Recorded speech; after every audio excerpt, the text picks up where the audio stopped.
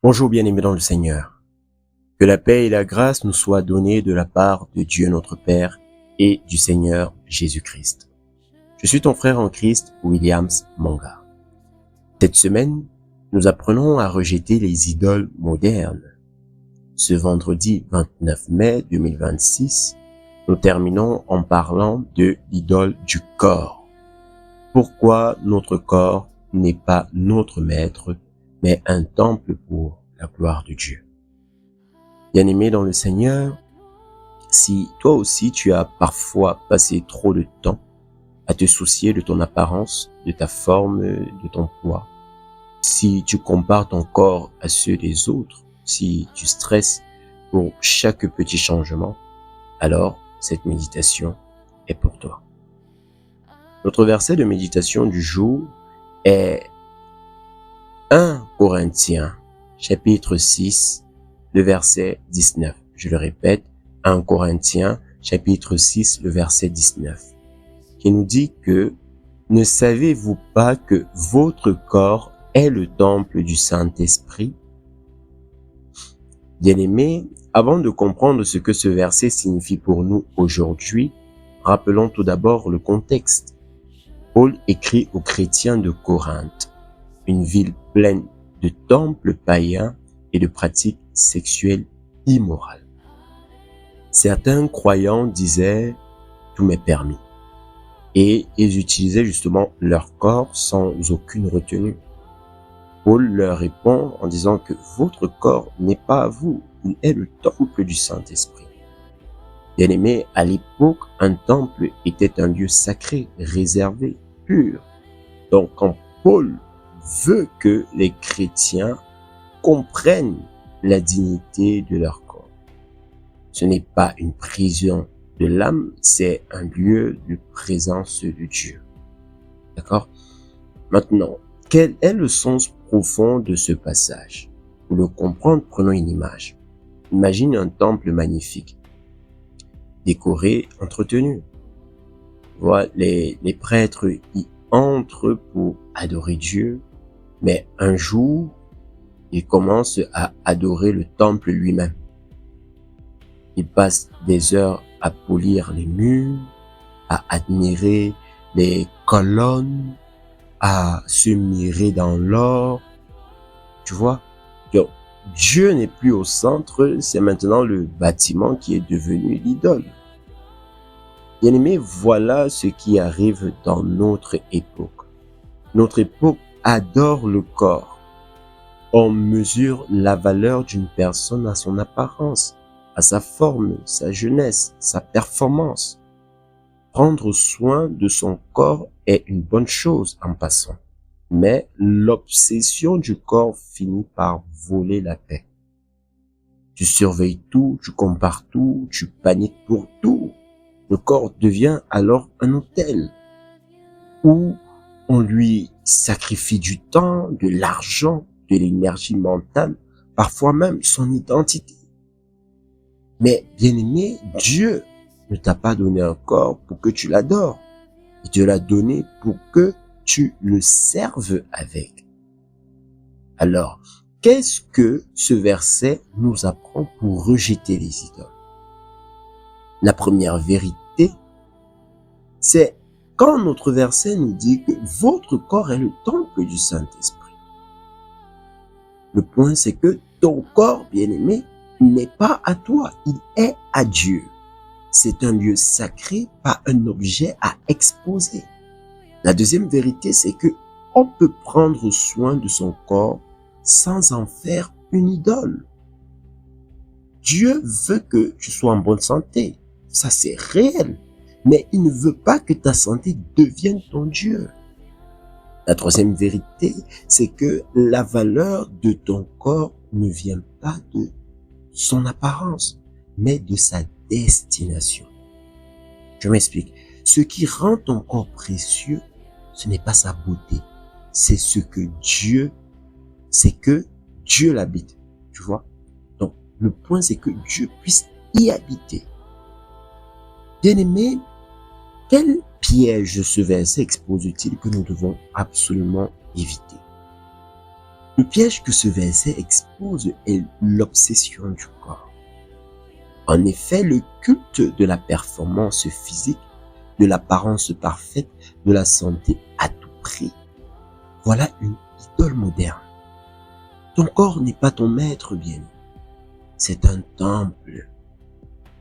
Alors, comment traiter son corps comme un temple aujourd'hui? Prenons un temps pour mettre en pratique ce que nous venons d'apprendre. Et en 4 étapes, voyons comment prendre soin de notre corps sans toutefois l'adorer. Dans la première étape, remercions Dieu pour notre corps. Concrètement, bien aimé, pas seulement pour son apparence, mais pour tout ce qu'il te permet de faire, comme marcher, voir, toucher, servir. Dis merci pour tout cela. Dans la deuxième étape, identifions une obsession corporelle. Concrètement, est-ce le poids, la peau, les cheveux, la musculation, la comparaison constante? Nomme-la dans ton cœur. Oui, nomme cela. Identifie cette obsession que tu as. Dans la troisième étape, prenons une décision simple pour mieux prendre soin de notre corps, sans obsession. Donc concrètement, tu pourrais mieux dormir, tu pourrais mieux manger, tu pourrais mieux te reposer. Non par panique, tu vois, mais par sagesse. Voilà. Une seule chose. Choisis une seule chose et fais cette chose-là. Et dans la quatrième étape, déclarons que mon corps n'est pas mon maître. C'est un temple pour la gloire de Dieu. Tu vois? C'est très important, bien aimé. Qu'est-ce qui changera concrètement dans notre vie quotidienne si nous intégrons parfaitement cet enseignement, bien aimé? Voyons cela sous plusieurs aspects. L'aspect numéro 1, c'est quand nous regarderons dans le miroir. Comment réagirons-nous? On verra que, au lieu de critiquer ou de comparer, nous nous rappellerons que ce corps est le temple de Dieu. Nous remercierons pour ce que nous avons, sans nous plaindre. Donc, concrètement, bien aimé, chaque fois que tu te regardes dans le miroir, dis une courte prière du genre « Merci Seigneur, parce que tu habites en moi ». L'aspect numéro 2, c'est quand nous serons tentés de suivre un régime ou un programme extrême. Que ferons-nous? On verra que, au lieu d'entrer dans une obsession, nous vérifierons nos motivations. Est-ce pour la santé ou pour l'orgueil que tu le fais, bien aimé? Est-ce pour durer ou pour impressionner? Donc concrètement, avant de commencer un régime ou un sport, demande-toi et demande surtout à Dieu, Seigneur, est-ce que cela me rendra plus libre ou plus prisonnier? Tu vois? Si c'est pour être admiré, arrête-toi bien, arrête-toi. Non, arrête-toi vraiment. L'aspect numéro 3, c'est quand nous verrons notre corps vieillir ou changer. Que choisirons? On verra que, au lieu de paniquer ou de nier, nous accepterons que notre corps change bien. Sa beauté est éphémère, mais la présence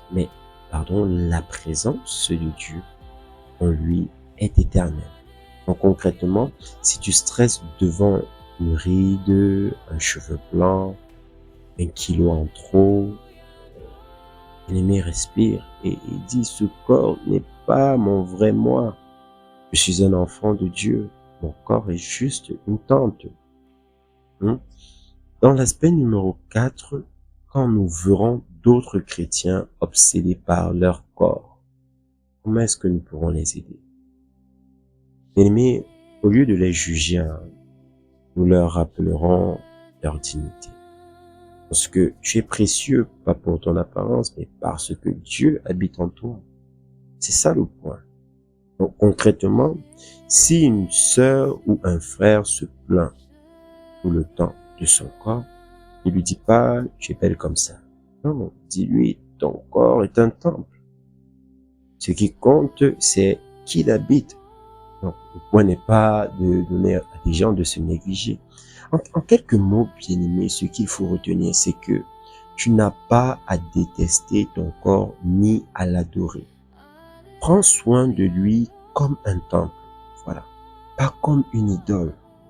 Et souviens-toi, c'est Dieu qui l'habite, qui fait ta valeur, pas ton reflet dans le miroir, surtout pas. Voilà. Maintenant que nous avons compris cette réalité, bien-aimés, prions ensemble pour que notre corps soit un temple et pas une idole. Nous prions. Adorable Père céleste, nous venons à toi dans le nom puissant et souverain de Jésus-Christ. Merci pour notre corps. Il n'est pas parfait, mais il nous permet de vivre, de servir, d'aimer. Pardonne-nous quand nous avons fait de notre corps une idole, quand nous avons sacrifié notre paix à l'obsession de l'apparence, quand nous avons comparé, jugé, détesté ce que tu nous as donné. Aujourd'hui, Père, nous recevons notre corps comme un temple, non pour l'adorer, mais pour te servir avec lui. Alors, Père, apprends-nous l'équilibre, la paix et la reconnaissance, que notre corps soit saint, mais que notre cœur te soit entièrement consacré dans le nom puissant et souverain de Jésus-Christ. Amen. Bien-aimés, alors que nous arrivons au terme de cette méditation, j'aimerais que tu retiennes ces quelques mots. Tu n'as pas à détester ton corps, ni à l'adorer non plus. Prends soin de lui comme un temple. Oui, il faut y prendre, tu dois prendre soin de toi, prends soin de ton corps, mais comme un temple, pas comme une idole. Et souviens-toi, c'est Dieu qui habite dans ton corps qui fait ta valeur. Ce n'est pas ton reflet dans le miroir qui te fait te sentir bien ou bien qui te donne de la valeur, mais c'est Dieu en toi. Donc, si tu as besoin d'aide pour prendre soin de ton corps sans en faire une idole, tu n'as pas à le faire seul, bien-aimé, parce que c'est ensemble que nous apprenons à traiter nos corps comme des temples. C'est pourquoi je t'invite à rejoindre notre groupe de suivi actif chaque jour dans la présence de Dieu sur WhatsApp. Tous les liens sont en description. Et dis-moi, bien-aimé, en commentaire ce que tu auras compris de cette méditation et comment cela t'aide. Et n'oublie pas, bien-aimé, ton témoignage peut aider quelqu'un qui vit la même lutte. Que Dieu nous fortifie donc. On se dit à demain dans la présence de Dieu. Amen.